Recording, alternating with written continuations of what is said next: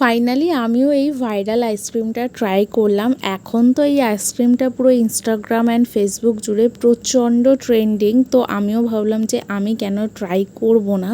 আইসক্রিমটার name হচ্ছে Hoco আমচি ice cream. দেখতে পুরো আমের মতন আর খেতেও পুরো অরিজিনাল আমের মতন। তোমরা আমার ফেস রিয়াকশন দেখে বুঝতেই পারছো যে আইসক্রিমটা খেতে কতটা ভালো। আমার তো ভীষণ ভালো লেগেছে আইসক্রিমটা। তবে আইসক্রিমটার টেস্ট অ্যান্ড কোয়ালিটি অনুযায়ী দামটা অনেকটা বেশি, মানে 200 টাকা দিয়ে এই আইসক্রিম খাওয়ার কোনো মানে হয় না। তোমরা এই প্রাইসে সেম টেস্টে আরও 3-4টা আইসক্রিম পেয়ে যাবে।